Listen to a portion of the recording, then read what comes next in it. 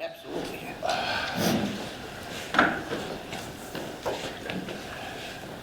I pledge allegiance to the flag of the United States of America and to the republic for which it stands, one nation, under God, indivisible, liberty and justice for all. Great, thank you. Brittany, can you help us This with the meeting roll is call? being recorded. Mayor Joseph Fisher. Here. Robert Bishop. Here. John Boyle. Yes, here. Town Manager Thomas Hudson. Here. Roseanne Echo and Mike Scarlett. Excused, yep, thank you. This is the public address to the board. This is a time when the public may address the board on any item listed on the meeting agenda or on any issue or matter of the town. If you intend on addressing the board at this time, I'm asking you to do the following. Please identify yourself by name, address, what company, institution you represent. Public address to the board segment will last no longer than 30 minutes. Please make your comments concise and try not to repeat statements made by others. Please address your comments to the board chair. Discussion or debates on any issue may not take place at this time. The chair that does need may answer questions on procedural matters. Please be cordial and respectful of others. If anyone wishes to be recognized when the board discusses an item, please make the request at this time. The board chair may grant this request. Address comments to the board chair and be concise. We are meeting in person and making this meeting available via Zoom for the convenience of the public. Since we are meeting in person, we'll not be responsible for any technical difficulties. So if you'd like to be sure of participating, please try to attend in person. Anyone to address the board? Yes. Yes, ma'am. Your name and address? Peggy Riley, 493 North Street. And what's the item? I just wanted to address the board about my road, which is actually an unaccepted street, Okay. but is in extreme, what's the word called? Disrepair. Like I had called the police and parked my van at the American Legion 2 weeks ago. And what's the address again? The address, my address is 493 North Street. Okay. The people across from me are 43 Anthony, and the people just up from me are Brayburn. So there are 3 houses on the street, and we have all different addresses. Okay. It's a little dirt road that comes down next to the bridge, just up above the American Legion, and on the left-hand side right there by the brook. Okay. And everyone else, like now we have everything dry and grass, and our road still has 8 inches of ice. And so they're 8-inch ruts. And I've been there 11 years. And the Chiverses were there, and they maintained it when the town stopped maintaining it 15 years ago. And so then Jim Chivers bought a plow, and he did that, and Mr. Hubby graded the road every year, and those kinds of things were going on. But it never dries. It doesn't dry 365 days a year. And so, different times the town has come up in my 11 years there, and they have checked to see if there's any water, main break, or there's, anything else, going on. And it turned out, I guess, there was a big grove of trees that was taken down, make room for somebody to put their driveway in, and Mr. Hubby said that's when it really got bad. So that was before my time. But it's so bad that you cannot drive. There's no way to drive on it with a car. You have to have a truck or an SUV in order to, and at its worst, we're talking, I still have 8 inches and everybody else has grass. There's grass in my yard, but there's 8 inches on the road. So the people across the street said, yeah, you can drive on our yard, but then that got so muddy that they got stuck in it. So it's just so bad. And Mike Cachet was up last week, took a look at it, and he said, hey, you gotta go see the select board about this, because you can't do anything. There's nothing you can do about it as a permanent solution. I brought pictures. So, Okay, can we see them? oh, sure. Yeah. I've been taking pictures, over the years. So, and I even have some summer pictures, so you can see the water all summer long. These are the most recent right here. And then this is last year, O'Connell Oil, they got stuck. This is all last year in the summer. These are when they were stuck last year. This is the summer with the water coming down. They've been there summer, fall. This is this year, right? All these right here. Right now, actually, today. So, and so much is already dried, but this is today. Hey, quick question. Sure. Who owns this road? Well, originally, the Chiverses were going to attach it to Brayburn. So it was going to be a town street. And then that didn't happen. It didn't go through. Yep. They never completed it, his father. So after amount of time goes by, I guess the size of it revert back to the original owners. So that would have been like the house at the top of the road, which is now Smith's, the Arroyos, who are across from me. I don't own any of it. And then the Hubbies, but there's a piece of it that's the town's. Between the Arroyos and the Hubbies, there's a piece that the town owns, because they maintain back there spring, summer, and fall. They mow the lawn, and they take care of, there's a sewer access and a transformer. So they're there maintaining for 3 seasons, but not for the winter. I think that land belongs to the Shivers, and whoever owns that property now. You're right. The plan was to connect that to the Rayburn. Right. They never did it. And the Shivers owned that property, and then the Shivers all sold out. Is John still there? No, John sold, He's gone. He did. yeah, a year and a half ago. Jim's gone. About a year and a half. So whoever they sold it to must own that property. Right, and then there's a right of way for the other houses that are there, the Hubbies and myself. Right away from who? On my deed, there's just a right of way to get to the house. Interesting. I know. Doug, do you have any? I know, we're just past your house, our sewer main runs through the woods back there. So we do mow it a few times a year. Go make sure trees don't fall down in case they're after the or something. And I know there's a nice issue, I've seen what she's talking about. But we can take a walk tomorrow. I can send a couple people up looking around, see if there's something that's ours that is going on, just to make sure everything's good. And then, I don't know, next meeting we can have. But the overall road itself is a private road? I believe so. At this point, I think that's how it is at this. Yeah. Yeah. But I gotta make sure, I can go make sure our things are good, or anything we have is not causing a problem. Yeah. But where's that sewer? I was involved in it too. Where does that sewer right away run? Right along the river?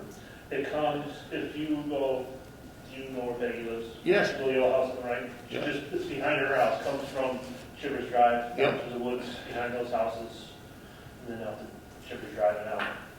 And down to the pump station Yep, by the river. correct. How does it get down from Shivers Drive to the river? I mean to the pump station. I believe it's in, it might be in the road there. I'm trying to think. There's a water main right out, just up from my house. There's a water main right. It's all gonna right tie and road. come down the road. It's gotta come down right there. Yeah, okay. So, I mean, that might be some, I can look into that as well. Yeah, you should research it a little bit. Yeah. It's my opinion, eh? But by chance, is the water table lower? I said, it sounds like the water table's pretty low in that area, or Yeah. high. Yeah. I mean, if you're in a low It's on area, the river, pretty much. I mean, yeah, there's a lot of water in There's that definitely a area. lot of water right there. I've been through where she's talking about it, and it's definitely. My house is not in a floodplain. I don't have to have flood insurance or anything. It's a pretty good low area there, I think.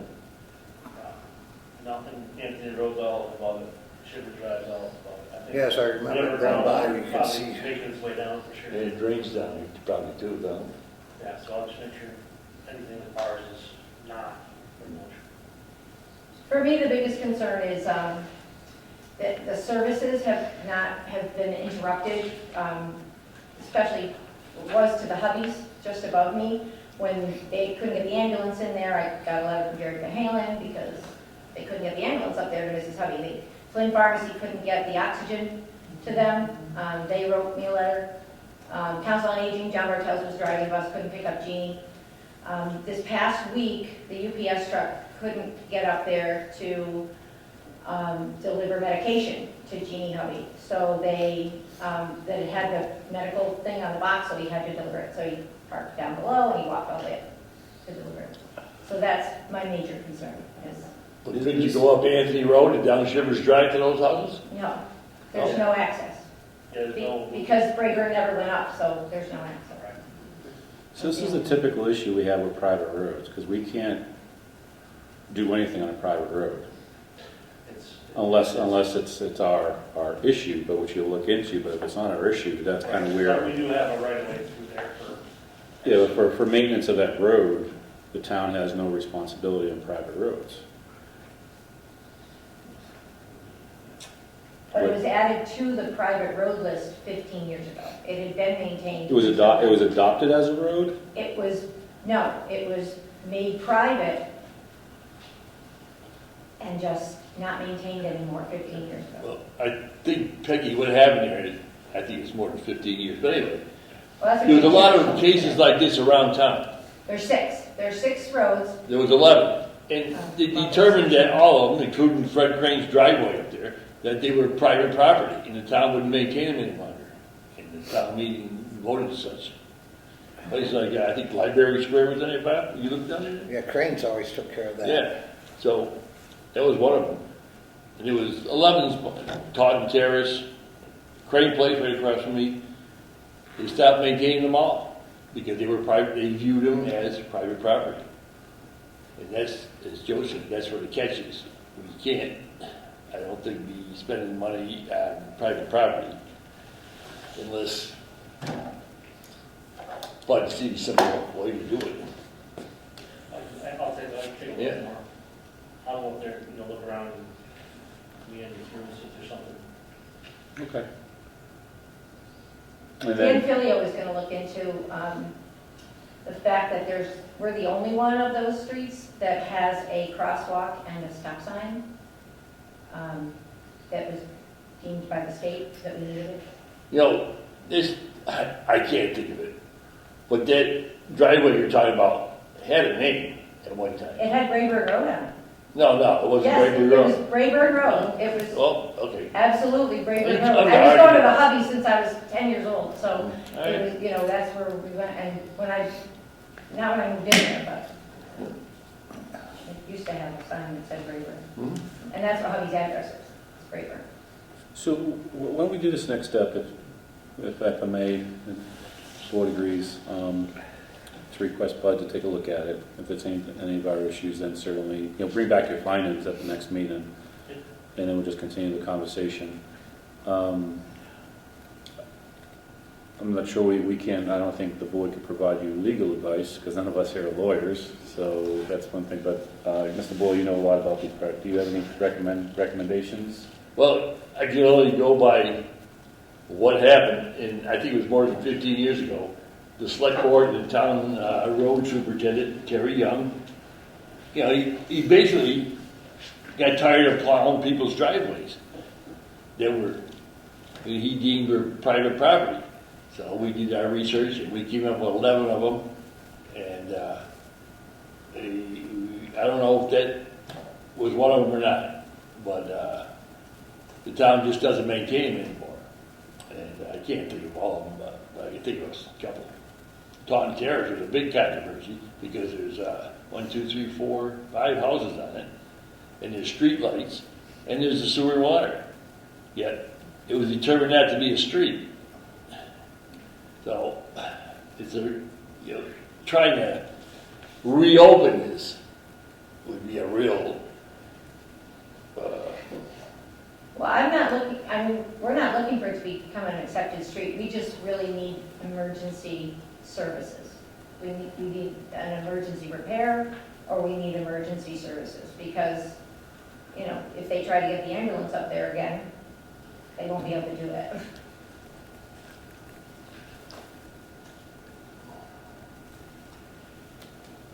Well, I think the chairman just made a good suggestion as road superintendent. Take a look-see. I know this is hard for people to imagine that who don't have a familiarity with it, what's going on there. It is a hodgepodge of streets coming together from Anthony Road, Rayburn, and Part of me wants to react to your issue and say, let's just go fix it, right? And then the other part of it is that around the private road structures and things like that, if I understand from Mr. Hutchinson, kind of like the regulation side, we're not allowed to take that action on Right. private roads.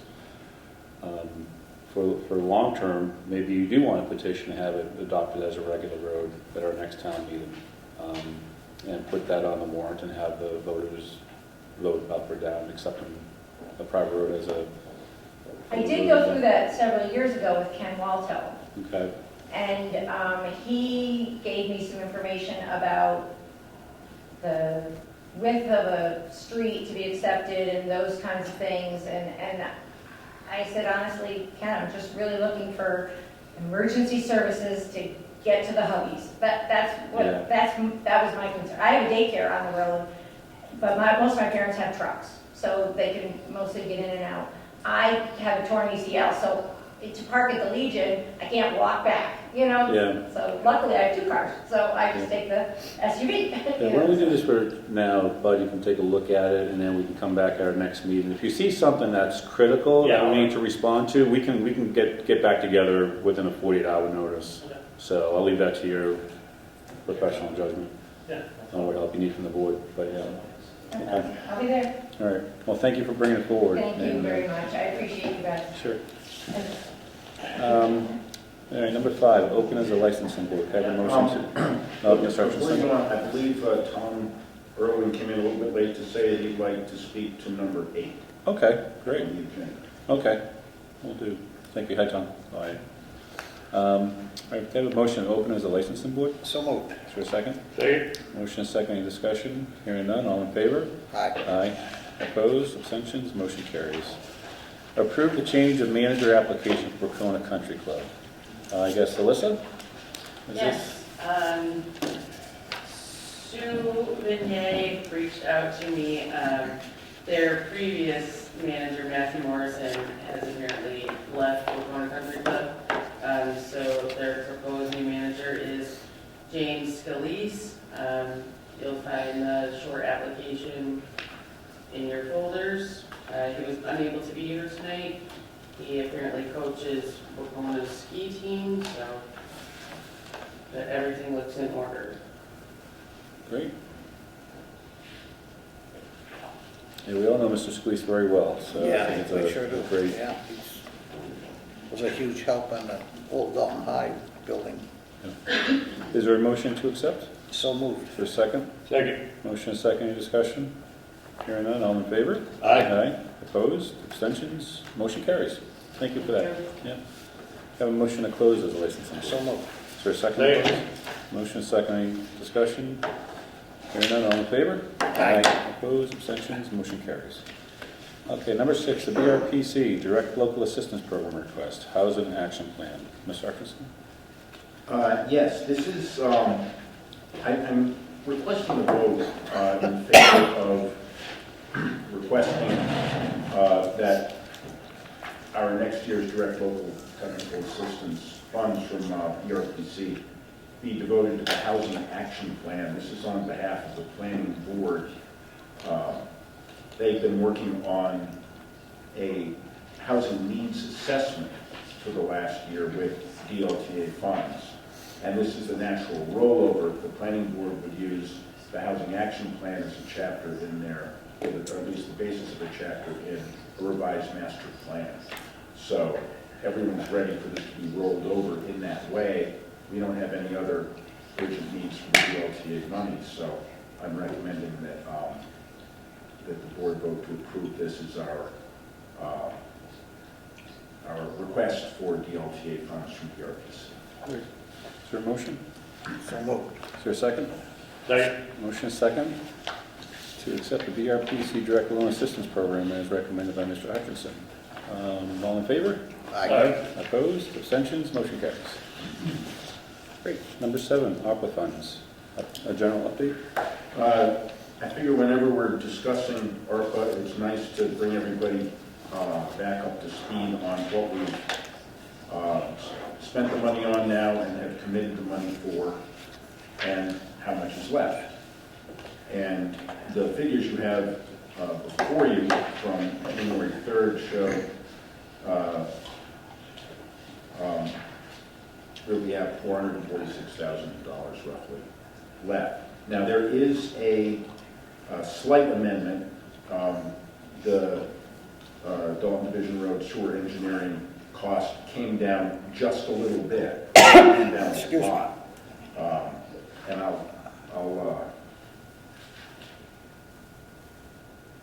I can go on. I think I might as well cover that. That's a separate agenda item here, but I can cover that now if you like. Sure. It turns out it did not include construction oversight. It only included the bidding services. So there's a new figure which is $85,750, down about $7,000. What does that cover? I'm sorry? What does that cover again? The $85,000 for Dalton Division Sewer? On the next to the bottom item, DDR Sewer Engineering. Yeah, is that just for the engineering costs of that sewer? Yes, it's for engineering, but it also includes a little bit of, well, it includes a substantial amount of extra study necessary to do the engineering, because they have to look at the existing sewer capacity, calculate what the new peak sewer flows would be, and look at the permitting requirements for the job. So there's more than, strictly speaking, creating the plans, but it's all necessary to create the plans because they have to know how big the pipes have to be. That's the question. So that they've got to do a little bit more work to figure out what that is. So it's not just a kind of a plug and play thing. They also said that they thought that the total project cost for this was going to be about $700,000. Very rough estimate, but that's just information for going forward, that's what the project would cost. We only authorized $50,000 last meeting, right? Right. What do we do? So we only need to add 42, right? Yeah, I'm thinking, It'd be 38, really. do you have to go out to bid for the engineering? No, because horizontal engineering is for some reason in Massachusetts procurement law, not, it doesn't have to be bid, and the U.S. Treasury has given guidance now that says you may go by your state procurement law to do any kind of project. So that's. So Don, you said as a corrected figure, instead of being 42, it's now 38. Yeah, 30. Because it's. Oh, I'm sorry. It would be 36. It's 85,750. So I'm counting that as 86,000. So to get this straight, we have to add 36,000. To the original amount Yes, that was planned. So that's under the planned column here. The revised estimate, it's not 92.5 anymore, it's 85,750. Got it.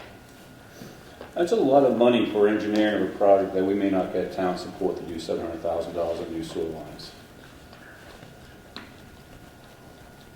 I disagree, Joe. I think we get strong support from the citizens of Dalton because we've always taken care of other sewer problems in this town Okay. years back. And two, the cost is, so it is 700,000, but we haven't addressed the issue of how we would get to 700,000. And there are multiple ways. There's the short-term loans, there's out-and-out grants, there's raised appropriated by the town, long-term loans. When it's a long-term loan over 30 or 40 years, it's only 30,000 or 40,000 a year. So it's going to be the strong minds of the town manager, the chairman of the school committee, finance committee, members of the board, to sit down and look at all these. In fact, the BRPC gave us 6 options for other means of funding. Yeah, a lot of them aren't really good. One of them has some merit. And also, we have, by this town meeting, we'll have probably over $1 million in the sewer stabilization fund. So there's, I don't think so. yeah, I think No, so. we just spent 300,000 on the sewer stabilization. We won't have $1 million by town meeting. No, No. Well, it says on one of your handouts here, we have 900 and some thousand. we do. We haven't spent the 380,000 for the. Okay, so it would be sewer closer repair. to 600. Yeah. Okay, that's the figure I was going by. I apologize. So we'll have around 700,000. Now, it could be the funding, when we hammer this all out, could be a combination of all the things I just mentioned. And there are federal grants, there are low-cost loans, there are long-term loans, there are funds possible mixed with some of the funds in the sewer stabilization fund. I think we can come up to 700,000. I have a question on the 700,000, the residents that are gonna hook up to it. Yeah. Do they contribute as part of that 700,000, or is that on top of what they have to pay? They just have to pay the connection fees plus their sewer fees. Yeah, this would be something that would be outside of the sewer funding that we have now. What's the sewer connection fee right now? It's Several thousand, isn't it? like 500. Oh, that's It's all? like 120, it's 125 inch, so usually 4-inch pipe, so 500. 500 for the connection fee, but then they're paying their They- pipe fee. They have to pay to connect to their house. Oh, Which yeah. can be about 10 grand per house. Or more. Or more, I'd yeah. probably Could be 15 or 20. Yeah. 20, probably. That said, Because those houses are in a unique topographical area. Not area. They're up on the side of a hill. Yeah. And that's another big part of the engineering, that they have to engineer those stubs and grade so it can meet a steep grade coming down from the houses that sit up on the hill. It's gonna be a little complicated. And Tom, as you said, yeah, they have to deal with, what you didn't say is, they have to deal with the city of Pittsfield, because this sewer is going to go down to Skelly's Drive. Speaking of Scalise, that's Jim's father, Phil Scalise Drive, and then it's going to go to Pittsfield. So you have to determine the capacity of the sewer at Scalise Drive if it can handle an additional, 15 to 20 houses. And that's a big part of the engineering right now. And also, there's going to have to be a lot of cooperation between the town of Dalton and the city of Pittsfield. Probably will fall on Bud's hands. Well, the timeline, Tom, if this is approved, the construction wouldn't happen until they do the Dalton division in 27, correct? We wouldn't do it before then, No. correct? right, Right. the ARPA money will be long spent by then. Right. I'm thinking we still support it, but we actually don't fund it out of ARPA. We actually put it forward to town meeting this coming spring. Probably that. They won't even have an estimate. They're not even going to start working on this engineering until No. February 1st. Well, just the engineering, I think Joe's saying, right? You're bringing the engineering to town. Yeah, but Yeah. Yeah, that's a perfectly good alternative, because we don't need the engineering to be done for some time. Right. We don't have there's an urgency, but the urgency itself can't drive the timeline because we're dependent upon the construction of the Dalton Division Road. I think we got at least at least 3 years of lag time before we actually have to have a plan to come up with the funds, maybe more. And the way the MPO has set this up is 27, 28, but in 28, they're only spending $200,000. And that $200,000 basically will cover right away in small work. The bulk of the money, the other $11,800,000, will be spent in the actual construction in the summer or the calendar year of 28. So we got time to get a handle on funding, that's for sure. So with that in mind, I move that we transfer $36,000 down Well, from the ARPA fund to supplement the $50,000 that we've already appropriated to cover the cost of the engineering for Dalton Division Road. I'll second it for discussion. Motion is second for discussion. Any comments? We're gonna have to spend it one way or another, and we use the ARPA money, it doesn't affect the tax at all.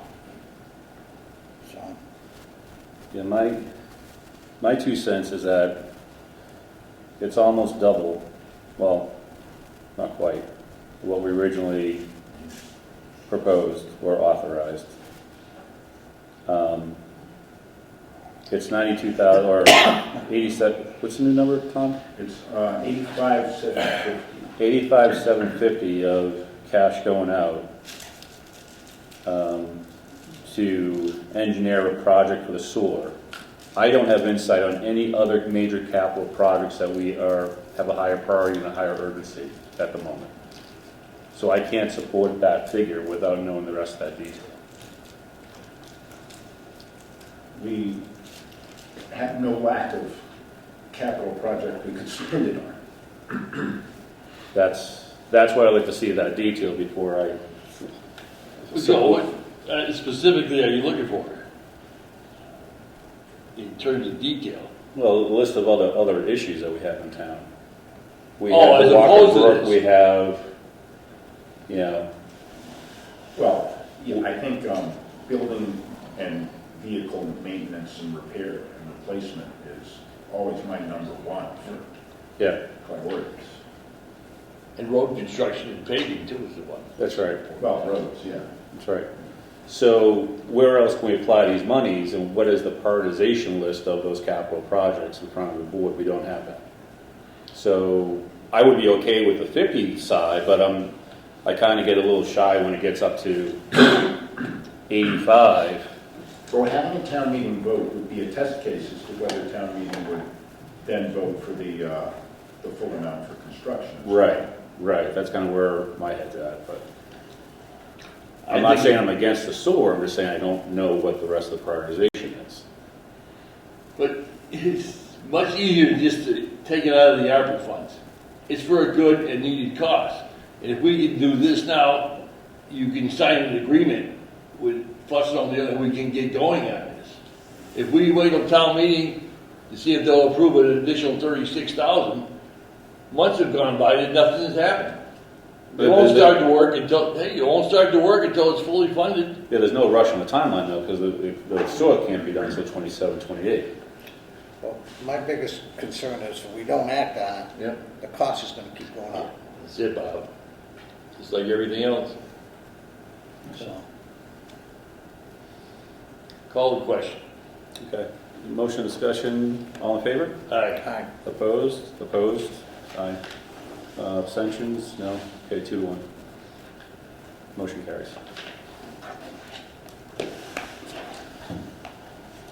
Okay. Speaking of roads, I understand one of the recommendations that came out about the time you were there, the Mass Municipal Association Annual Convention, was that the Chapter 90 money in the legislature be raised substantially. Is there any truth to that rumor? Oh, they always advocate for that, absolutely. They, many years ago, 12 or 13 years ago, they did succeed in getting the annual appropriation up from 1 million to 2 million. I'm sorry, 100 million to 200 million. Now they're trying to raise it from 200 million to 300 million. the estimate for how much it would take for the state to fund half of the town's needs, so it would be a 50-50 share, would be about $360 million now. So they're not even asking the state to fund half of it at this point, but that's that will be the request, and it has been the request for the last few years. I mean, they absolutely should do that. They're dealing billions of dollars down there. 200 million is nothing. The $200 million share we get, which is 200 and some thousand, we can't even stay even with that because of the rise in product and labor. Let's finish up the ARPA section. Anything else on that, Mr. Hutchinson? You got the highway heat pumps? Yes, so you'll also see a difference in the column 1 and 2. The plan for the heat pumps was $17,131. That was an original early quote. We're now looking at something just under $22,000. So we would like that amount approved for ARPA spending for the heat pumps at the garage. And this is just for the offices, not for the main space. Break room offices. Anything to add to that, Bud? Yeah, we don't have heat in any offices or the break room, except plug in electric heaters in the floor. Can I ask a question, Bud? Sure. These heat pumps, how effective are they in real cold weather? As I understand, I might not have the proper way they work in my head, but I think they take the outside air, is that how they do it, and somehow heat it up? Yes. One of the people who looked at it said it might even be possible for us to have it, the part that's outside, inside, because we kind of have the upstairs above the offices, and we can do it. So there's a little money in there for engineering for someone to look at. Is what the part of the money was to make sure. Will these efficiently heat your? Yeah, they'll be good to heat the offices. Yeah, it's extremely low temperatures that it becomes more difficult. Even at extremely low temperatures, there's still heat in the air. You don't think about it because you think the air is cold. But there's still a lot of heat in the air, and what the heat pumps do is it captures that. And so they are less efficient at very cold temperatures, but they still work. And the work that we've done is... They would be able to keep it up to like 65 or whatever in there, even though it's like down below zero outside. Okay, is there a motion to? Doctor. Those heat pumps are more efficient than gas furnaces all the way down to like minus 10 or minus 15 now. Oh, okay, well, thank The you. issue is that to heat a room to say 70 degrees will cost you more, even though you use less energy if you compare gas to the electric. So if they were to insulate that space, that becomes less of an issue. And we're looking at putting in a grant to put insulation into those things, all funded by DOER. Thank you for the little tip there. Appreciate it. Is there a motion to accept the recommendation? So moved. Is there a second? Motion is second, any discussion? Just want to say that in conjunction with Mr. Irvin, the town of Windsor, it's cold in Windsor, believe me, has converted all their buildings, town hall, town office building, highway, to these heat pumps. They have a guy that lives up there who is a renowned expert. He's assisted the town of Windsor to a great degree because he's experimented on it with his own house. And it's been very successful. I was amazed to hear this. You can take cold air and basically turn it into heat, but it's a proven fact. We can double check with Windsor, and you'll find that they're happier than heck with that. Great, thank you, Mr. Paul. Any further discussion? Okay, hearing none, all in favor? Aye. Aye. Mr. Welch, yes? Yes. Yes, okay, great. Motion carries. Because this is already on the list of being approved, the heat pumps, does this mean we have to go back okay every single item on here, or was that? No, that's just something that we added. voted? That's just, yeah, it's just added to the list for this discussion today. Right? Oh, got it. Yeah.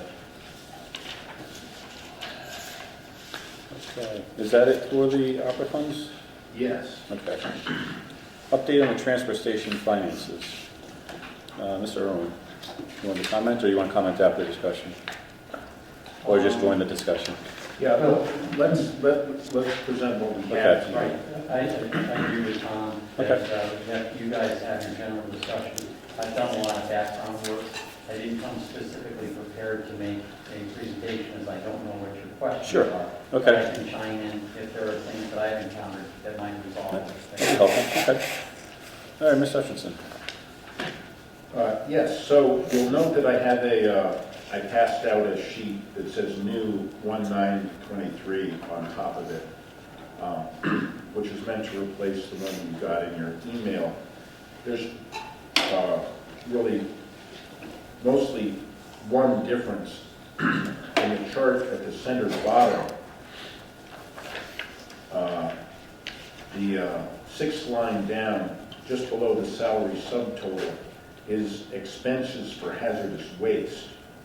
And in the old version, I had carried over the $7,000 for the budget and the $7,000 for projected expenses into FY24. Well, since then, I got actual figures from Bud on what that cost, and am now projecting a budget of $3,500 with a projected expense of $2,500. Just, things vary year to year.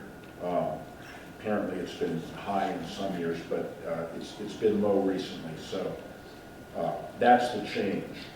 So that also affects the expense subtotal and the total. So if I can go back to the top and just walk through how this was created. We took the real invoices from July through November. December's had just come in, so we didn't have time to add those.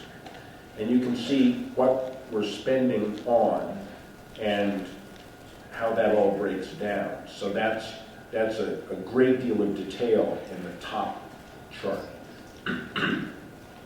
There are also some other figures in terms of tons of waste, the total recycling we've been doing. But what I've done is I've added up the costs, just the costs out of these figures per month. And then I found the 5-month total and averaged that and multiplied that by 12 months to give an estimate of the annual cost for FY23. And then, so that number carries over into the contracted services for FY23 in the bottom chart. The middle chart shows various sources of revenue and the amount that we budgeted for it and the amount we're now projecting for it. And it's good that we're projecting more income than we budgeted for. And we've also added textiles and mattresses to that since we made those projections. So that total income is now brought down to the next to the bottom line for projected income, which I've made the same for both FY23 and FY24. And I think Tom will have some ideas about how to increase our income and make that better. So the effective subsidy that we're giving to the transfer station this year is about $21,640. I'll note that the normal subsidy we gave was about $11,000 because we always did budget $7,000 for the hazardous waste expense. We budgeted $3,000 for miscellaneous services. We budgeted $950 for DEP compliance. So those were things that were outside of the charges. at the transfer station. They're extras that were part of the transfer station budget. So really, the subsidy is only $10,000 more than it was before. Next year, because of proposed salary rises and an assumed 3% rise in contract services, the difference between the projected expenses and the projected income shows a $25,000 subsidy. Again, effectively a $14,000 subsidy more than what we've usually been providing. And what Bud has prepared as part 2 of the presentation is a look at some basic options to show what it would take to entirely remove that subsidy. Now again, we've always put in $11,000 a year for the hazardous waste program, miscellaneous services, and DEP compliance. So that's, keep that in mind as Bud goes through some of the options that he's come up with to address the expected town subsidy of the transfer station. I did my couple options here, just quick options I did. I did it on 20,000, so I did it more than what you have it on. So probably it'll be better than these numbers. And like the first option I looked at, and these are basic options. Do we have I'm sorry, do we have a sheet so I'm following along, or are you just? You don't. Okay, that's fine. I just want to make sure I wasn't missing something. That's okay. Yeah. So we're focused on your teaching. Yeah. I've got a few options, and then I'm sure Tom has plenty of other. Mine's pretty basic. He's got some other options to make a little money. So right now, recycled mattresses, $32 a mattress. We're the cheapest one around by $20. So I'd like, one thing I want to propose to the solid waste committee is to raise our fees by $20 a mattress. And that'll give us about $4,000 a year right there, just raising the mattresses up to take off the top. So then I had around, so it leaves about $16,000. And this one's kind of heavy on the permit fee going up $11, rounded to 130, because it's 119.19 right now. It's a random number. And that would leave us with 6,600, and we would raise the bags by 47 cents. Each size bag, 47 cents to narrow the gap down to 0. So, I mean, that's pricey. Our bags are, as you can see in the handout I gave you, we already have the highest priced bags in the county. We're already tied for the highest sticker in the county. It is, I think Williamstown got us by 80 cents, 81 cents on a sticker, I think they're 120. And then my second option. What's their secret? Is it volume? Is it what's their secret in keeping it? Town subsidy. Yeah. Almost all these towns subsidize their transfer stations. Where the way ours was formulated when it was instituted is that it'd be strictly funded by receipts that were generated by the transfer station. Other towns, they spend money on the transfer station as a subsidy, and it's way $10 in winter or some more or something. Yeah. You know that it is not realistic. It's not. You know. So that's one thing. And then, And again, all of these, you can think of all of these as being cut in half because of the amount that we have traditionally subsidized the transfer station. But this is if we were to fully have it pay for itself. Another option I did was just not raise the sticker fee at all, and just make up the money with its 80-cent bag increase, both sides, small bag and big bag, which that's a pretty good whack. Yeah, I think it's a great idea, but what's the sticker now? $4.15 No. for a big bag. No. Just, the sticker, $119.19. Maybe we could just round it off. I want to go through the whole sheet of everything and make them so they're not. Yeah, that was always a big for It's that people. that we just kind of let it slide this year, Yeah. next year, we got to go through that. And make Yeah. that- And round it up. Yes. Like 119.90 to 120. You know, nobody's going to argue about that. No. They don't even want to write out a check for a 119 like that. Right. You know, so there's options. Those are, the basic options are that, you know, you go split up between the bag stickers and then the permit fees. You can go either way.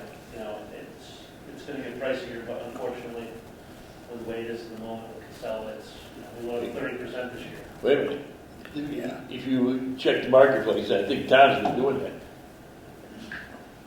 It's a lot more expensive to have your recyclables and your trash picked up on the curb. It is. We did the numbers for our solid waste committee meeting, and it is actually cheaper to go to the transfer station A lot cheaper. than to have somebody come get your trash. Is there somebody else that can haul trash away besides Casella? At this point, around here, not our containers anyways, because they own our compactors. So we rent those from them and other containers. So they're all theirs. But they bought all the bigger companies in the county, so there's really nobody to kind of just stuff. They bought out just about everybody is of any consequence. In New England and upstate Eastern New York, they're a big company. I understand that only 2 landfills, the one's in Vermont and one's in New York, correct? There's nothing in, Well, they're sending them all to, I think, Geneva, New York, or up by Plattsburgh. They go on, most things are going up on trucks, like, we can say landfills there. We don't have no landfills in Massachusetts, so there. You think Casella owns that one up in Geneva? Yes. It's 285 miles, the truck stop. I can't believe Pittsfield isn't screaming about that. They just sat back and done nothing. they should have taken that transfer. Yep, they should have done something. So that's what it's at. Dr. Irwin has some other ideas with Okay. different options. But I don't know about Atlanta, but the transfer station where they take recyclables and stuff like that in Powell, Vermont, Yeah. that's owned by Casella. Can I see Oh,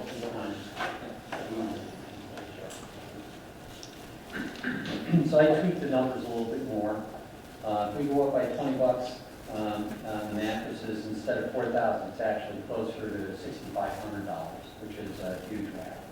Another thing that Bud and I have discussed somewhat is how do we get our numbers to go from 579 people using the transfer station up to 700 people, 750, whatever the number is, like it was just 2 or 3 years ago. So we're looking at alternatives that way because there's a trade-off. Yes, it would be nice to potentially get $120 per sticker from all of those people, but maybe part of the driver was that over those last 2 years, we've increased our price from like $100 to $120 or $105 to $120. We dropped it back down to $105, and you get another 100 people coming in. You've buried that silly $15, and you're making more money.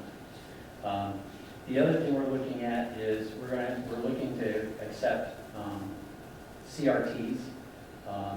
We can, the large TVs and all that, and we can price them such that they'll make more cubic foot inside the mattress frame than the mattresses themselves. And same with 4-foot tubes.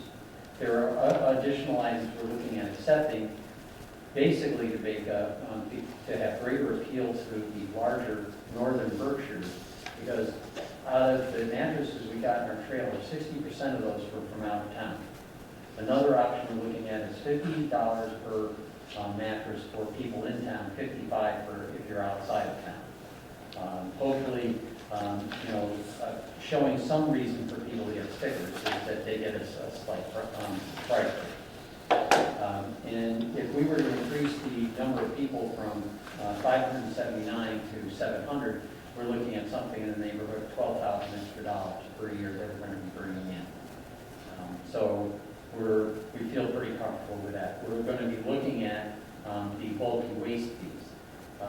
We think that we might be a little bit undercharging for some of that bulky waste, and we're going to look at our options. One of the models that's being considered is to get portable waste seals. They only cost like $3,000, $3,500. But now a truck that comes in with a load of demolition waste get weighed before and after, and we would charge them by the pound. There are multiple options. And we're just getting our hands around the accounting information that's available. And we can see clearly that, how much is bulky waste that comes in trucks and how much is it that comes in somebody's trunk. It's very difficult to differentiate that. And that if we had a refined way of getting at that information, we could probably cost things more effectively. One of the options that Bud and I bounced around earlier today was have a point of sale type system like you see in restaurants. And a typical restaurant, that point of sale system costs $20,000, but I went to Rock Business Solutions on North Street, who provides many of those, and he said, in your instance, it will cost you $90 a month. Okay, so that's relatively small potatoes. That would allow Brian to just sit there and tap a couple numbers, or tap a couple boxes on there and prove, that it's all entered. It eliminates all the manual labor he has to do. It can generate a bill if we wish to hand it to the person. It potentially could decrease, if we do it properly with the correct interfaces, decrease the amount of work that Jessica has to do, and also that they have to do in the town hall, putting in who knows what API might make that interface sensitive. So at any rate, these are a few things, but we're really kind of early in the process, and there's more work to be done to kind of iron out some of these issues. So we're extremely sensitive to trying to make that budget close. Any questions? Any questions from the board? Yeah. What happens if we buy our own equipment? Does that change the game at all? It's hard for me to say at the moment. I know what it costs for us to rent, but I don't have a good cost for what it would be to have the dumpsters and the compactors ourselves. I'm happy to look at that. Tom, I think you looked at those numbers before, right? I recall like $150,000 in my head. Yeah, which is about roughly a 15-year payback if we buy all of the equipment new. That was assuming we buy new equipment. I think it's entirely possible to buy used containers. I would not buy used compressors simply because of the warranty Sure. issue. Makes sense. It's not the major cost here that's affecting our operation right now. It's the cost of hauling. Yeah. Yeah. And it's gonna go up. As long as diesel fuel stays up like it is, over $5 a gallon, the price is gonna steadily creep up. It already creeped up a lot. So that's the cost, and I don't see any way we can do anything about it. I think we need to take a moment and just celebrate a couple of things. If I'm looking at these numbers correctly, right, is that we transferred this operation from a contractor to the town. We adjusted this year. Our original subsidy, you said, was what, 14,000? About 11,000. 11,000? And so now we're just at additional 14,000 of cost, but we have more services in this model, right? We have the recycle-only sticker. We have, certainly the mattress, and we have the textile, and we have a couple of things which we reacted to because of state law, which is a good thing, but we have more services too. We're paying for the man in booth. And we're paying, we have the employee as well. We didn't have it before. Yeah, so I think that's all good in our first year of operation. Now it's just tweaking. Tom, I think to your point is tweaking some of these programs and looking at the costs and looking at the volume of stickers and versus the cost. Because I think you're right. And I don't necessarily want to come out and compete against the local halls because I want them to be successful too at the end of the day. Because they're just small businesses in town. So and people have options, but yeah. But there's one other. Hold on for 1 second. Sorry. Instructions. Yeah, and just to speak a little bit at I think a little bit of a higher level, the town as a public entity can also have as a policy, to reduce waste. Mm-hmm. And we can do education, and we can do practices at the transfer station that help people lower the total amount of waste Yep. that's being thrown away. I'm particularly interested not necessarily for 24, maybe for 25, in a compost program. Compost is the vast majority of the weight in a load. And it's generally good organic material. There are compost pickup programs. There's a couple in Pittsville I see running around too, yeah. And that's something that the town can adopt as a matter of public policy that a private hauler is never going to adopt. Right. But I think it's good public policy, and it's something that the town can promote. It will not lower our costs in one way, because it'll be the same number of people using the dump, and there'll be the transfer stations, and showing my age. Yeah. And fewer bags going into it. So you'd think, well, the cost per bag's got to go up and up and up. But I think that would be a legitimate public purpose that would be worth some amount of subsidy in order to keep the transfer station going, to allow these other programs to serve the public in ways that meet public policy goals that might not be profitable. Yeah, great comment, yeah. Mr. Boyle? No, Mr. Irwin. Oh, Mr. Owen. We have also an option to reduce our hauling fees by joining the Northern Berkshire Solid Waste Management Group. We've got a request out to Linda Cernick, who's the coordinator of that group, for specific pricing. And if it's favorable, at the next meeting, I can share that information. Well, I'm going to share that information with you at the next meeting, and we can make start wrapping our minds around whether that would be a good move for the town. That'd be great. Mr. Bishop? I think it's 11 or 13 towns, so you would think having that bargaining would be a little better than us on our own. Oh, yeah, for sure.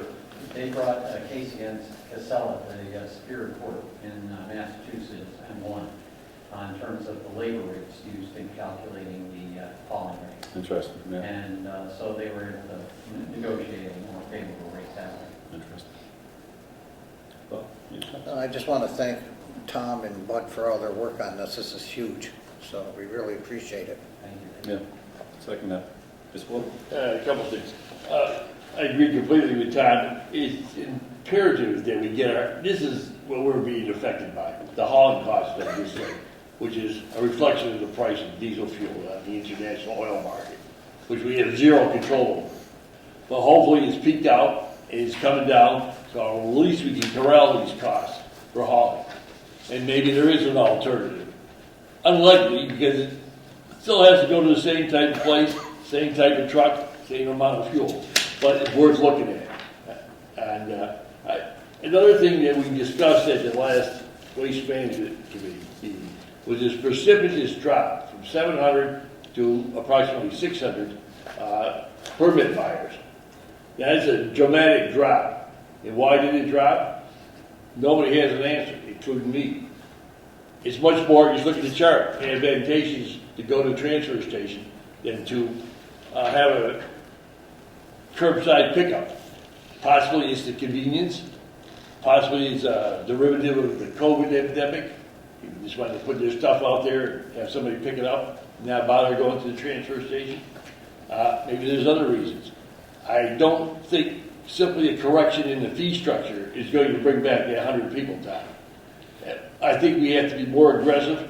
Maybe we have to market better. We talked about having this type of information made available on the town website. Yeah. Here's what it costs. I mean, I agree with Joe. We can't be bad-mouthing somebody that's in the business, but we can point out, like this one right here. This would be me. The first line. $119 sticker, one big bag, $300 a year. Okay? Well, we could point out that that's what it would cost the average family, $300 a year. What are you paying? $500 or $600 a year. They have to do the math themselves. We can't say Casella's charging you $500 or $600. That this may have been unethical.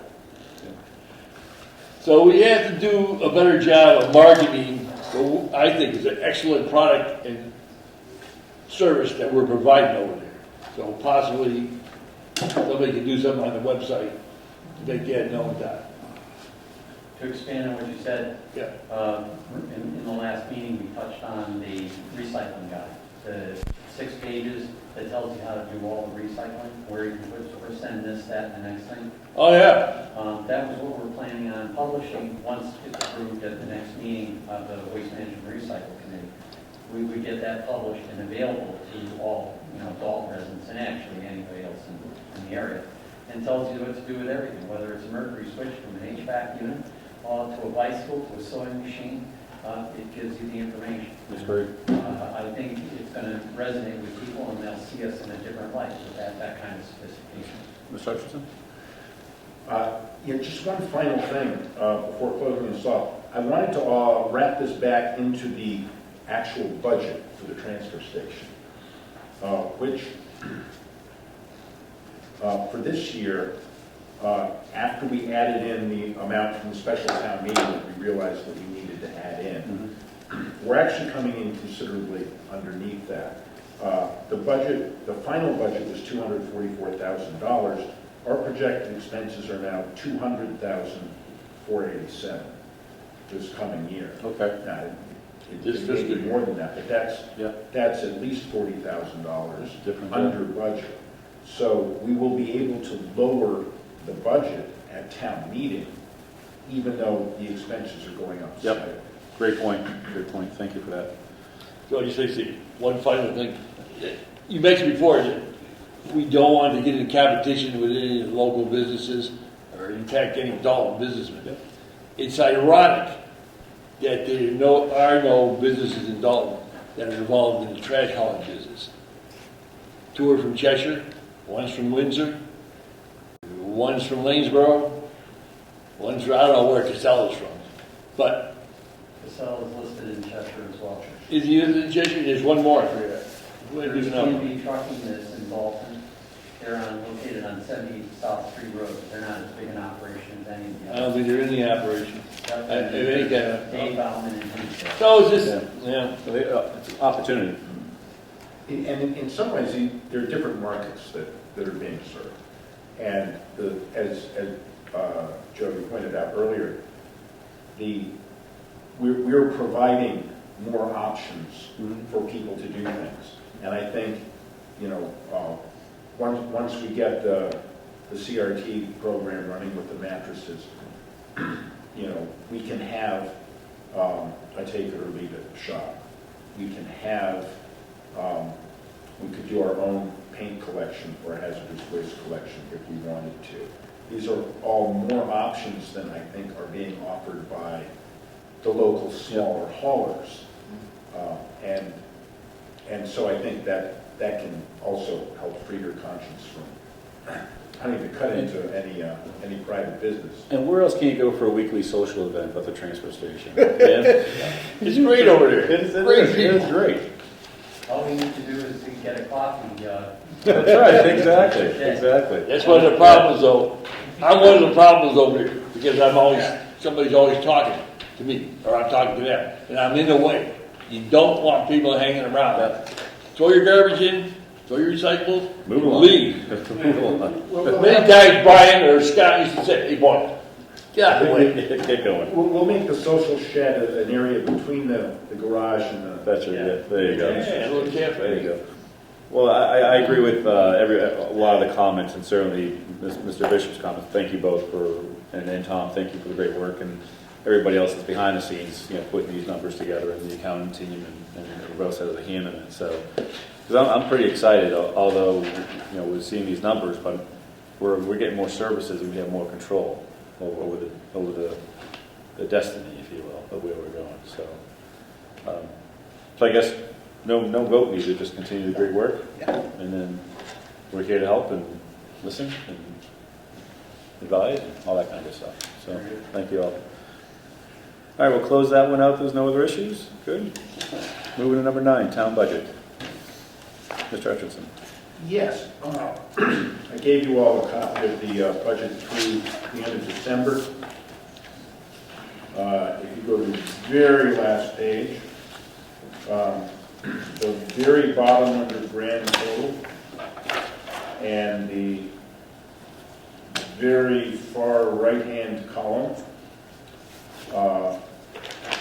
That's the amount we have left in the budget. So after 6 months of spending, we have 56% of the budget left to spend. So we are well within our budgetary limits as a whole.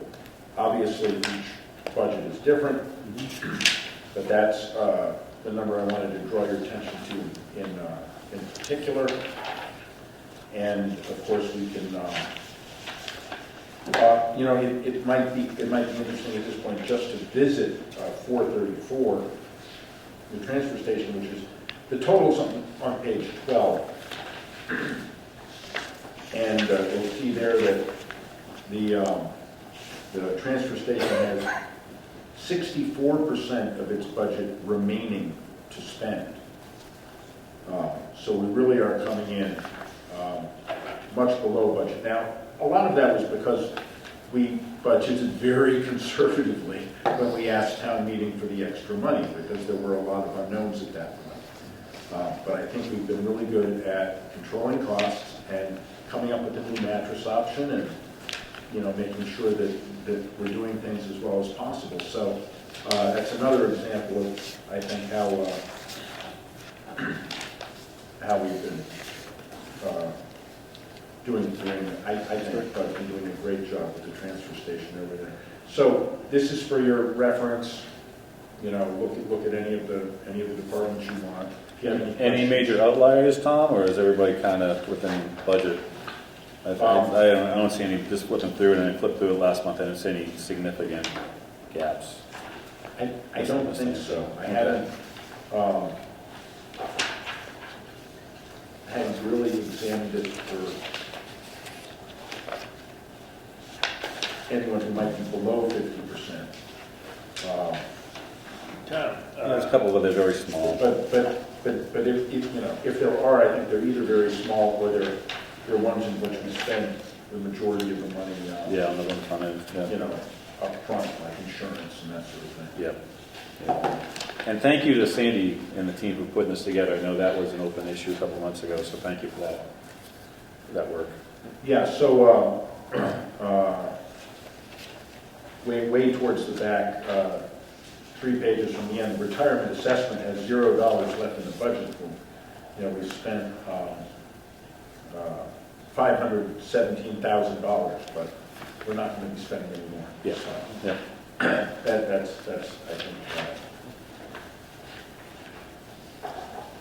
think. Any questions on the budget and expense? Yeah. Mr. Burrow? Yeah, I noticed that you have, somebody has ordained that the the stipend for a raise for the non-represented employees is to be 3.75. Well, that's something that we're going to be discussing coming up. Yeah, so we can move on to that item. I don't have anything else for the general under I budget. thought you were done now. So that's the next. And what that is I'm proposing a, roughly speaking, a cost of living increase. It's not tied to the consumer price index, but I'm proposing a COLA of 2%, which added to their step increase of 1.75% under the new system would be a total of 3.75%. Yet the cost of living was 8% this year. It was 10% the prior year, and they got 2%. And as I said before, and as I'll say again, I think that over time, we can stay the course and have a steady amount and not try to anticipate too much. We have a very generous program in giving 1.75% step raises annually with a backwards looking, a policy of a 2% COLA each year. That is very generous. And I simply argue against trying to track what's going on in the outside economy too closely, because sometimes it will be very high and sometimes it won't. There were many years when inflation was next to nothing. But I think it does better for employees to have regular, steady, substantial raises than feast or famine. As a policy now. It's up to the select board to, agree with that or not, but that's my take on it.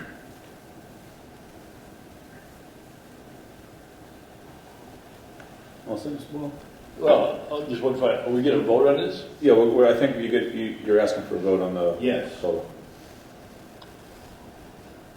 Well, I just want,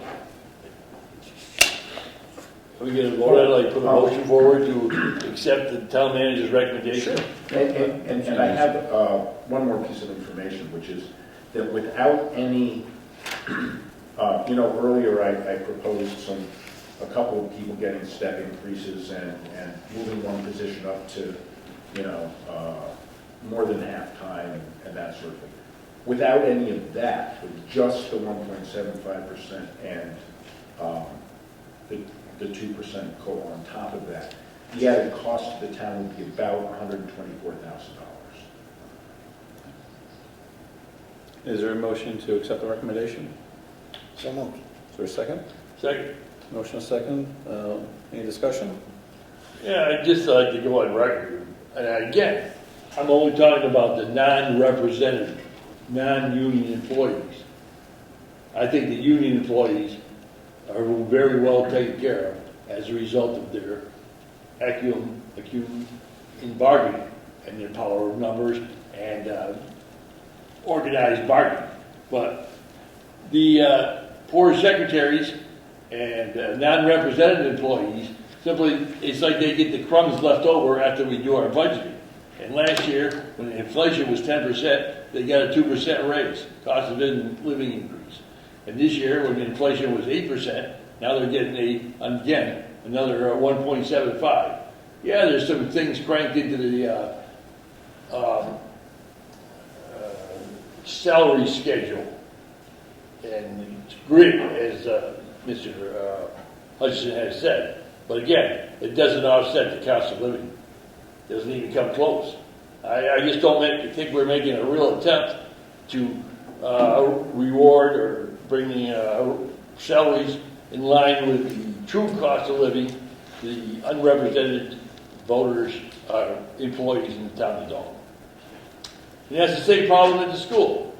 The teachers get the big bucks, administrators get the big bucks, but the paraprofessionals and office workers, they get the crumbs that are left over. In fact, they have to utilize the bargaining power of the teachers' union to bargain with the administration, which is a kind of poor setup, because the teachers' union has to bargain for themselves first, and then, again, as a leftover, so to speak, they bargain for the cafeteria workers too. It's kind of the same setup, and I just would like to see a more equitable system. I don't think our union contracts are far off from this number on an annual basis. They are 3.75. I think they're pretty even. So if we use that argument, I think we're pretty consistent. Base pay. Yeah. The unions do have additional opportunities. They have other stipends and things of that nature, whatever the structure is, but base salary is that is pretty consistent. Yes, and, to the point of equity, everyone is getting 3.75%. Yes, that means more on a salary that pays higher, but there's no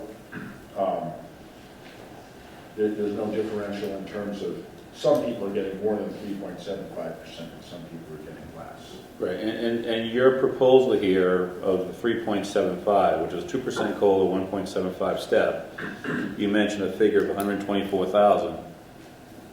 It's a substantial rise. It's a substantial rise, and so if we were to go north of this, that would be more. What can our residents, we're being challenged to control tax rates and costs and expenses, and what is fair?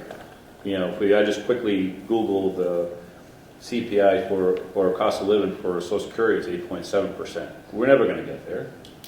But maybe this is one of the reasons we have such a high turnover in town employees. I don't think it's, What is the reason then, Joe? well, I think Ms. Hutchinson's going to provide us that analysis. I think there are many reasons. Oh, There are. in some ways, every employee is different. Yep. And I think we've made some other changes. For example, the recent town manager, not town manager, town planner position, sorry, Tom, we don't have a town. We went from 50 to 65K to get more market and more candidates of interest. But, yeah, so. And I anticipate a time when the 3.75%, the 1.75% step, and the 2% cost of living will seem like too much to a select board, perhaps not too far in the future. And I think that establishing a very steady rate until the select board thinks that Dalton employees are paid what they ought to be relative to the other towns around here, or relative to the work that they do. We did. I think it should be maintained and some momentum built up around it. And we did the pay analysis 18 months ago, or a year, or, Yeah, we're not far off from very reasonable. yeah. So we're competitive, Yeah, right? So, yeah. not hugely, we're not paying top dollar, Yep. but we are competitive. So there's a motion to accept, and there's a second. Any further discussion? And certainly, if there's any recommendation from board members to have different numbers here, certainly make those motions. But we have one on the table, and all in favor? Aye. Opposed? Abstentions? Motion carries. Thank you very much. Tom, can I say one thing about your prospectus here? About the dates, and maybe I'm changing the subject here, but Oh, February 13th, you have a scheduled meeting. uh-oh, I think that's a holiday. okay, 13th, we'll check that. President's Day? Boy, that's an early President's Day. If we do this on the 14th, you gotta bring me chocolates. Huh? Right? What's that? February 14th, Valentine's Day. Oh, I'm not sure, I'll bring you so You gotta bring me maybe it's chocolates. the, would be a week later. Bring you some 20th? candy hearts. Yeah, Okay, yeah. That's why the special will be Tuesday, February 21st. you're good to go. Annual report. Was this you or me, Tom? That was you. That was me, okay. I just wanted to mention that Alyssa did send out the memo about the annual report, and I'll have that drafted by the end of January for the board's input and edits, and please, don't hesitate to add any topics I have. Joe, I got one right now for you. Yep. Perhaps, and this is a tradition, that the chairman mentions by name the remaining board members.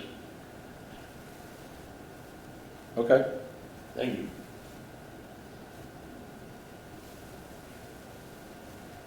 Any other recommendations? No? Okay. All right, so that'll come out in January, or by the end of this month. And next is a letter of support for the Green Ages project, accessibility to the Pines. So this came in from, is it in the packet, Alyssa, my letter? Yes. Yeah, you don't hear it. No, thanks. Yeah, so this came in from, through Michelle Rose from the Conservation Commission. They are working on a grant application through the Green Ages Group to the Mass Trails Program in Massachusetts to basically create a new trail in the Pines that kind of winds up towards the pond, and then also create a fishing pier, or build a fishing pier or observation pier there as well. So she asked if the board would submit a letter of support. So I drafted a letter and bring it to the board for a vote. And I'll just go ahead and read it for the record. It's directed to the Commonwealth of Massachusetts and Mass Trails Grant Program regarding the Green Ages Mass Trails Grant application for Dalton, Mass. The town of Dalton is represented by elected officials of the Dalton Selectboard in a formal vote of endorsement on January 9, 2023, assuming we get one this evening. Enthusiastically supports the Green Ages grant application, a defined project to make the main trail within the town-owned forest, the Pines, more accessible. The objective and goals of the defined project align with our town's master plan to make outdoor recreation more accessible. As you'll see from the application, there will be numerous programs accessing this new trail once completed. We thank you for your leadership in funding these important initiatives across the Commonwealth. Respectfully submitted on behalf of the town of Dalton. Can I have a motion? Yeah, can I just say one thing first? Sure. I totally support this. Number one, I'm on the Conservation Commission, but these people that they're trying to get this grant from know how to work these trails, especially around wetlands and sensitive areas. They're very good at it. So I totally hope they support this. Great. Thank you, Bill. Is there a motion to accept? So moved. Is there a second? Second. Motion is second. Any discussion? Hearing none, all in favor? Aye. Aye. Opposed? Abstentions? Motion carries. Great, thank you. And I'll sign a copy. Town manager update. Mr. Hutchinson? Thank you.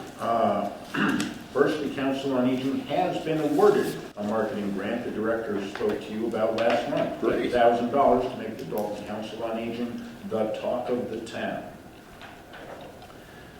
We sent out on December 13th the ARPA mini grant information and an application form to the individuals representing the town departments with Health and Human Services or Culture and Recreation accounts.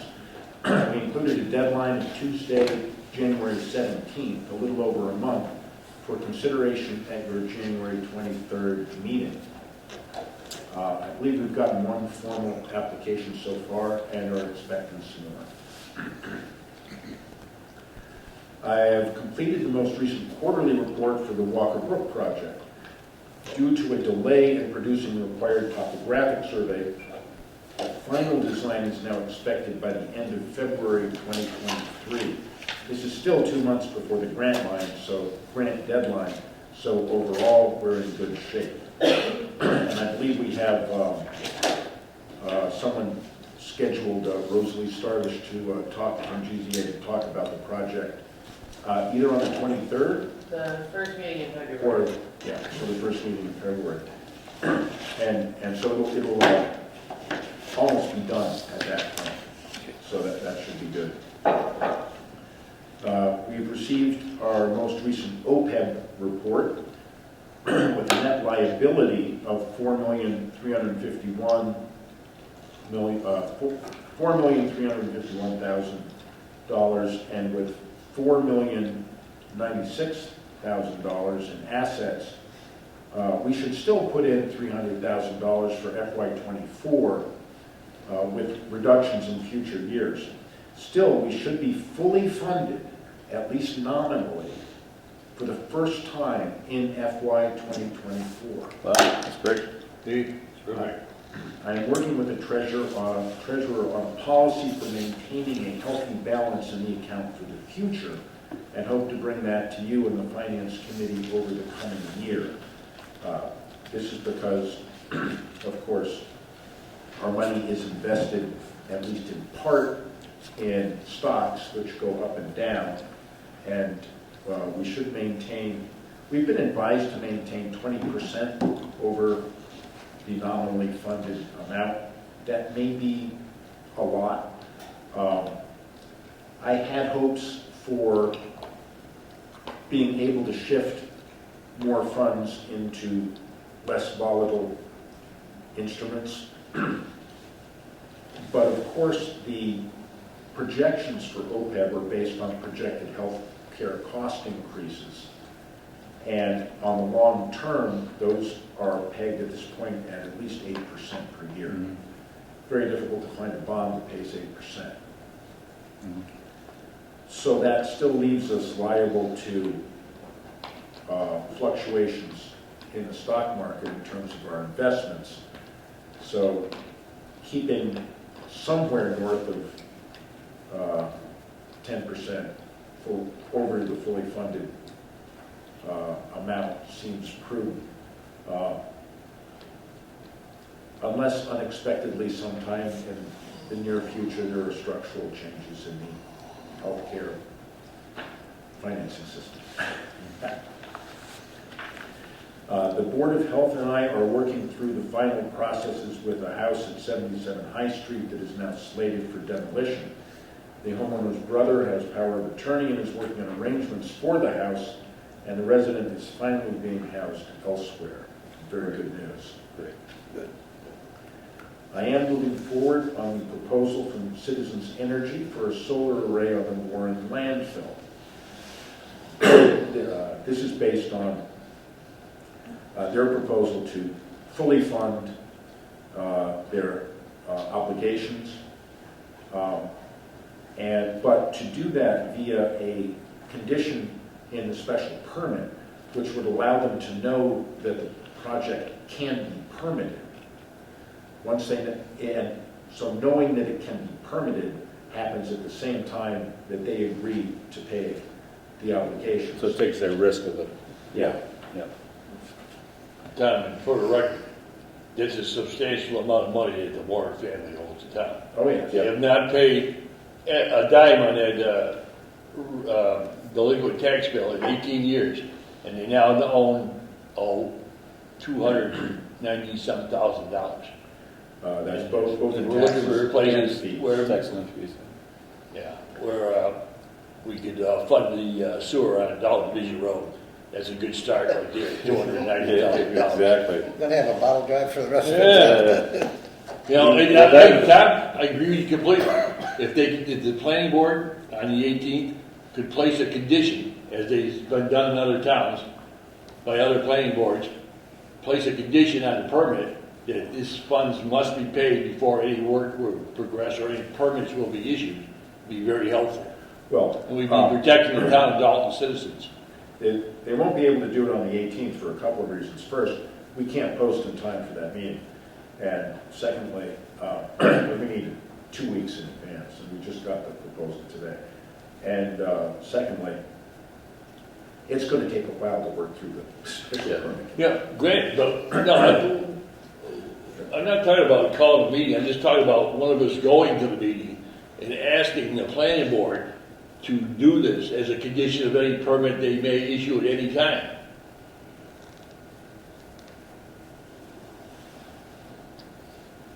Interesting. Yeah, just say, hey, when you have an opportunity to get up and speak as a citizen, say, this is what we'd like to see happen to this permit, if it is legally feasible, that the $290,000. Oh, yes, that is legally feasible. Good. The idea of making it a policy to include that as a condition of any special permit is interesting. Just to finish up on that, we will need to negotiate a payment in lieu of taxes as well, which will, and I think that is where we would be able to require that taxes stay current over the life of the project. Yeah, but that's going to be with, And what's the name of Citizens Company, right? The ones that own the equipment in lieu of taxes. It will. Right. Now, if they get, If I can just finish up on this, and we can have this as an item of discussion Yeah, because you're into negotiations with citizens. at the next meeting. Yeah. Or the future meeting. The pilot will, of course, take specialized legal knowledge, and I'm hoping KP Law can provide that. I do know at least one lawyer who specifically works on this sort of thing. But anyway, we're not at that point yet. I'm still gathering information on space needs assessment and feasibility studies, but may now have a sufficient knowledge base to convene a group, which is great. One excellent example I found recently is from the town of Tisbury on Martha's Vineyard. It came out of their planning department. It looks as though their planner did the work for it, but it seems to fit well with Dalton and could serve as a template. There are other examples that I'll bring to the group, and then we'll see what we want to put out for us. Site visit in July to Martha's Vineyard, is that? There you go.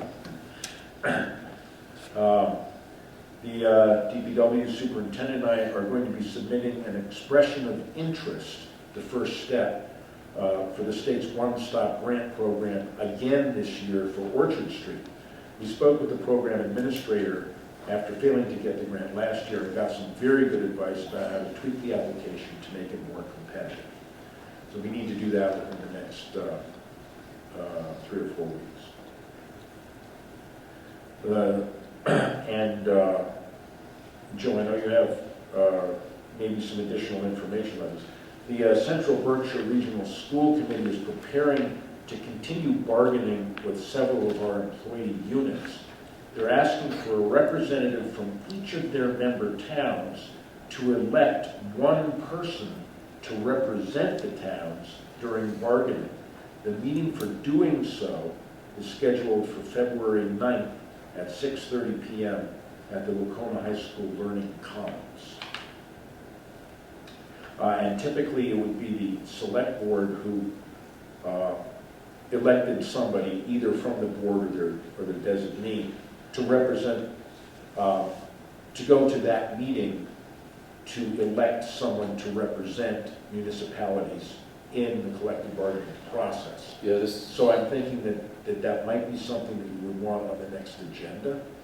I don't think we need to take a vote. Just represent the board as a 7-town advisory already. And Okay. so I think the letter that came out was the chair or the chief executive of the town. So it's either Yeah. yourself or myself based upon that letter.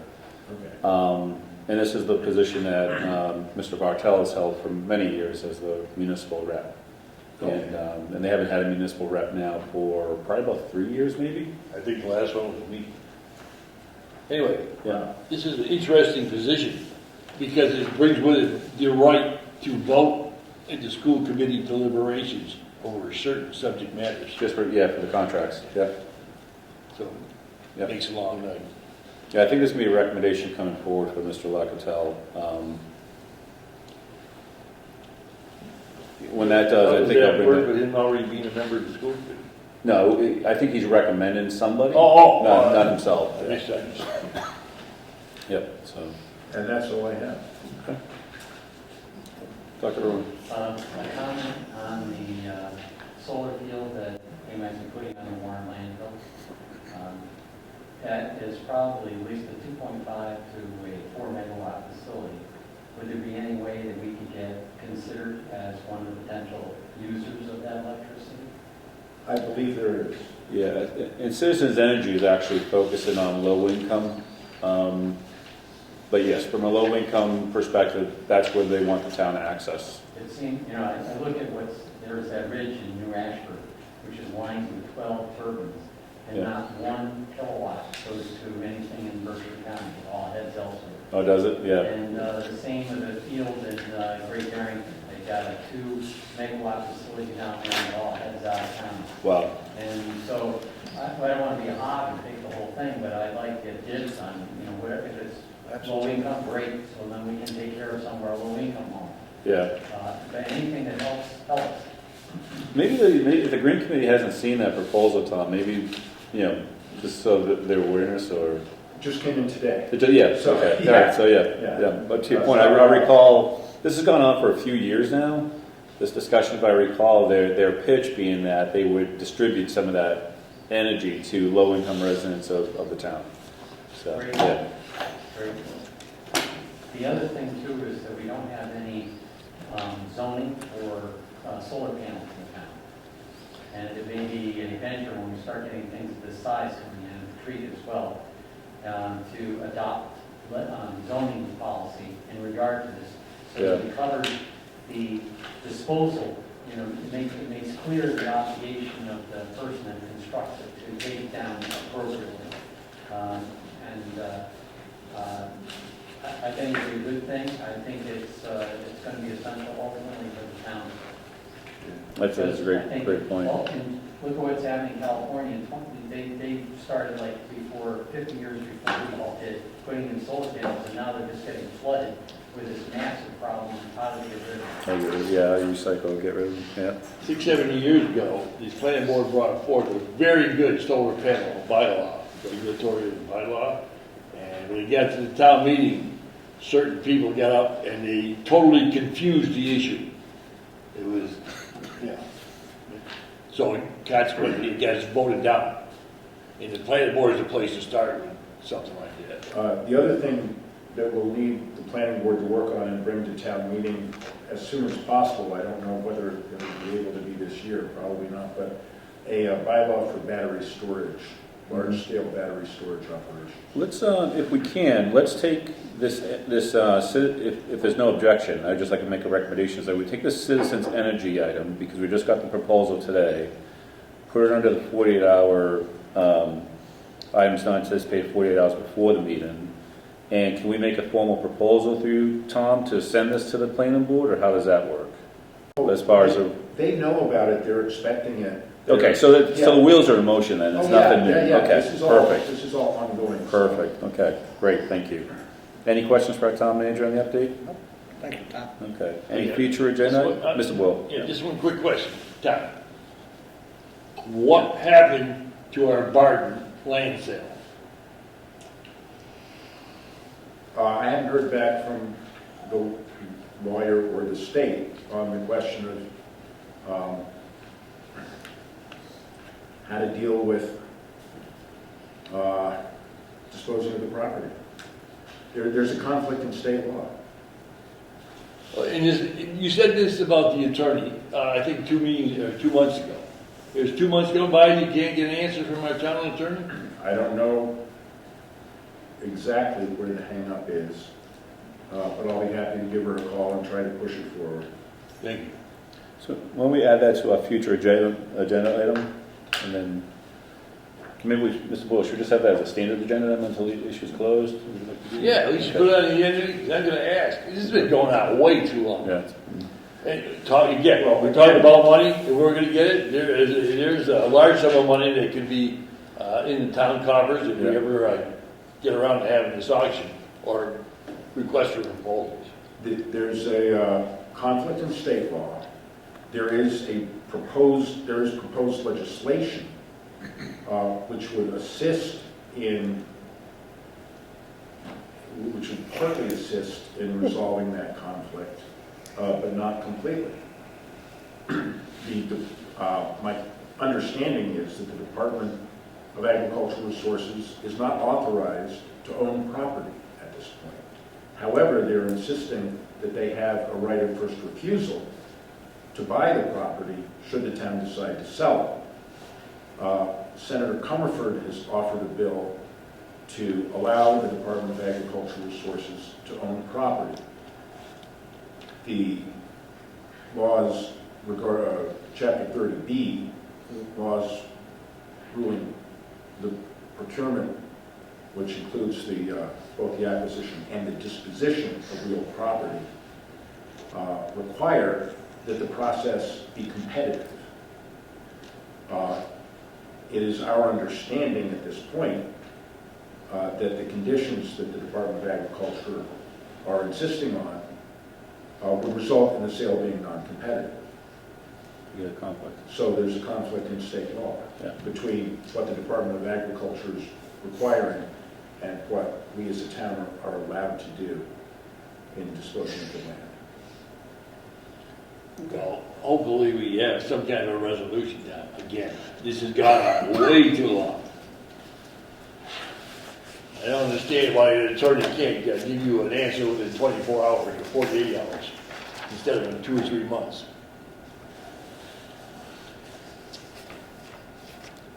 Or is the answer already in that there's a conflict of state law, and that's kind of like the issue? That's my understanding. Okay.